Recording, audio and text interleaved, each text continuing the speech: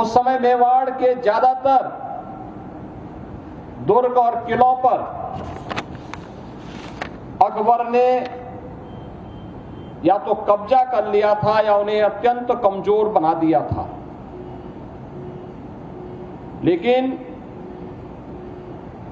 विधर्मियों के सामने देश की आन मान और शान को डिगने नहीं देंगे,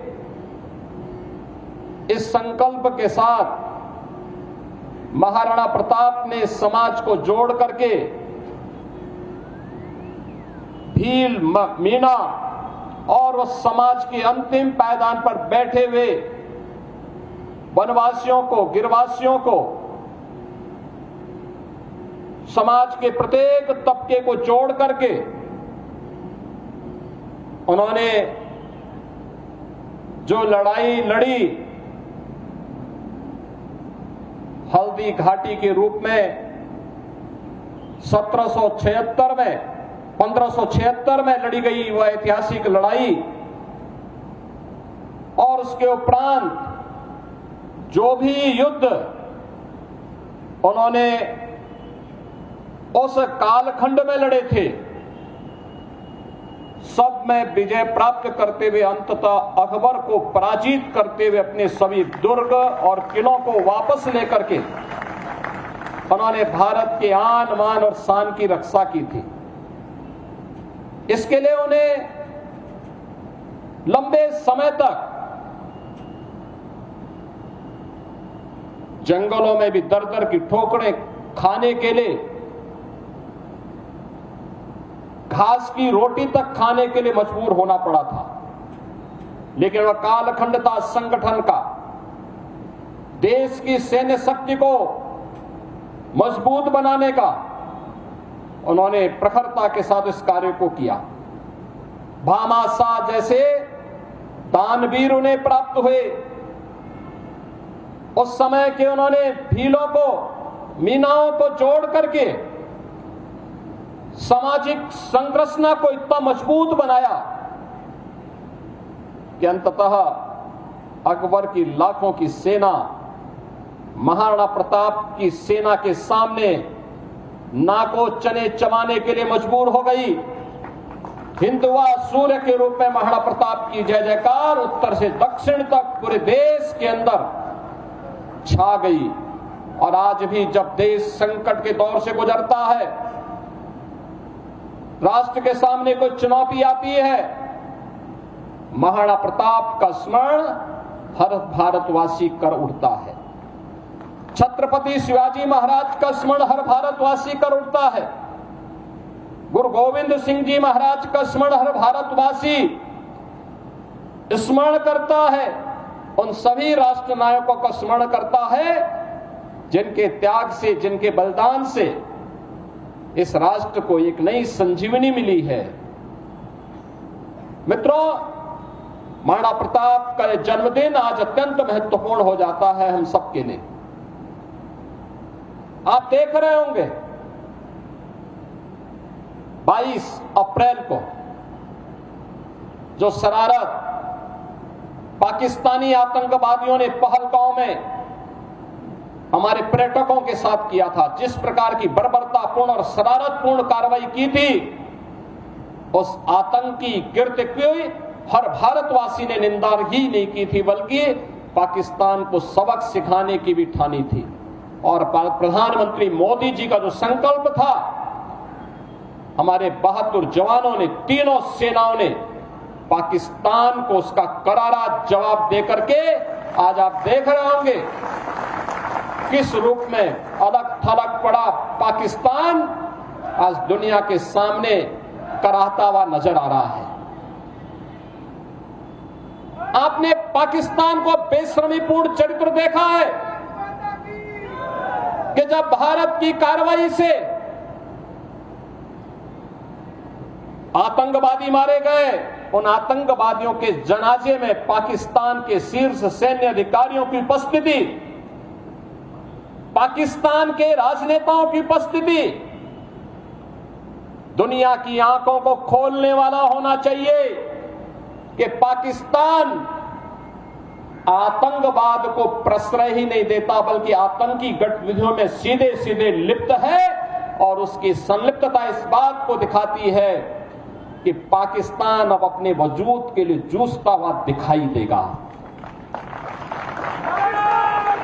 हर भारतवासी का दायित्व बनता है इस समय हम भारत की सेनाओं के मनोबल को बनाए रखने के लिए, देश की सुरक्षा के साथ कोई भी अगर शरारती तत्व किसी प्रकार की शरारत करता है तो पूरी सजगता और सतर्कता के साथ हम सबको भी अपनी सेनाओं के मनोबल को भी बढ़ाना है, सुरक्षा बलों के साथ भी खड़ा होना है।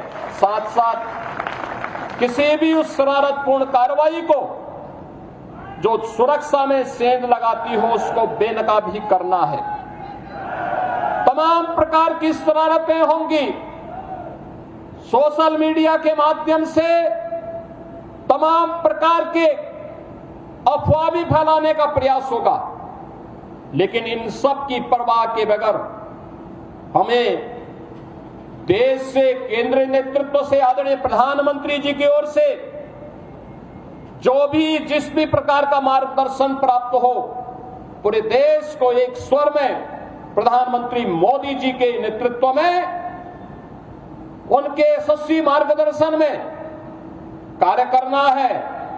भारत हर हाल में विजयी है और विजयी रहेगा, इसमें कोई संदेह नहीं होना चाहिए।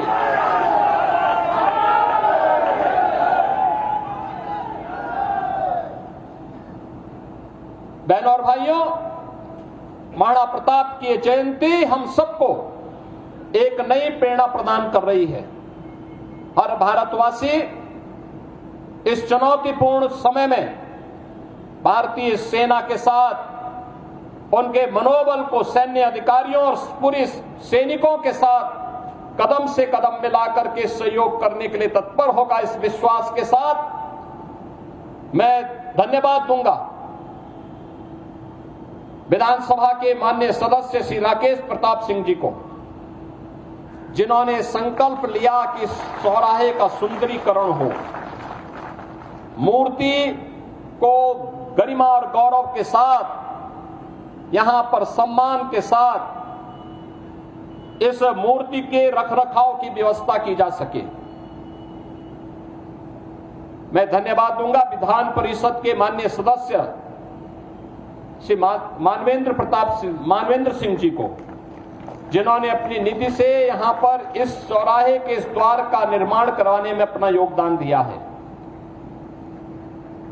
मित्रों, मुझे याद है 1998 में इस चौराहे पर मूर्ति की स्थापना का प्रस्ताव, उस समय स्वर्गीय बाबूजी कल्याण सिंह जी मुख्यमंत्री थे और तब प्रस्ताव मैंने ही दिया था, मैं सांसद था। 3 मूर्तियां हम लोगों ने बनाई थी उस समय संस्कृति विभाग से महाराणा प्रताप की। एक मूर्ति लखनऊ के चौराहे के लिए, एक गोरखपुर के लिए और एक प्रयागराज के लिए, और तीनों स्थानों पर श्री नरेंद्र कुमार सिंह गौर उस समय संस्कृति मंत्री के रूप में कार्य कर रहे थे। उन्होंने, डॉक्टर गौर जी ने इन तीनों मूर्तियों के लिए सहमति दी। मूर्तियों की स्थापना का कार्यक्रम हुआ। मैं स्वयं भी उस कार्यक्रम में यहां उस समय मौजूद था, जब कल्याण सिंह जी के करकमलों से इस कार्यक्रम को यहां पे संपन्न कराया गया था। और गोरखपुर में भी भव्य मूर्ति आज के रक्षा मंत्री और उस समय के भारतीय जनता पार्टी के अध्यक्ष माननीय श्री राजनाथ सिंह जी के करकमलों से हम लोगों ने उस मूर्ति का गोरखपुर में स्थापना का कार्यक्रम संपन्न किया था। और मुझे प्रसन्नता है कि आज सुंदरीकरण के कार्यक्रम के साथ मुझे फिर इस कार्यक्रम के साथ जुड़ने का अवसर प्राप्त हुआ है। इस चौराहे को आगे से हम लोग महाराणा प्रताप चौराहे के रूप में ही जानेंगे। इस विश्वास के साथ मैं एक बार फिर से पूरे प्रदेश वासियों की ओर से देश की बहादुर सेनाओं के मनोबल को बढ़ाने के लिए हर उत्तर प्रदेश वासी देश के साथ प्रधानमंत्री मोदी जी के यशस्वी नेतृत्व में पूरी मजबूती के साथ खड़ा होगा। इसके साथ ही देश की सेनाओं की हर कार्रवाई का, जो देश की रक्षा के लिए की जा रही कार्रवाई के लिए भी पूरा उत्तर प्रदेश पूरी मजबूती के साथ उनकी मनोबल को बढ़ाने के लिए अपना योगदान देता रहेगा। इस विश्वास के साथ मैं एक बार फिर से महाराणा प्रताप की जयंती के अवसर पर उनके श्री चरणों में कोटि कोटि नमन करते हुए महाराणा प्रताप का यह यशस्वी जो उनका व्यक्तित्व था, उनका कृतित्व था, स्वदेश और स्वधर्म के लिए किस प्रकार का त्याग और बलिदान आवश्यक है, उसकी जो प्रेरणा देता है, यह प्रेरणा वर्तमान और भावी पीढ़ी के लिए भी सदैव पाथेय बने रहेगा।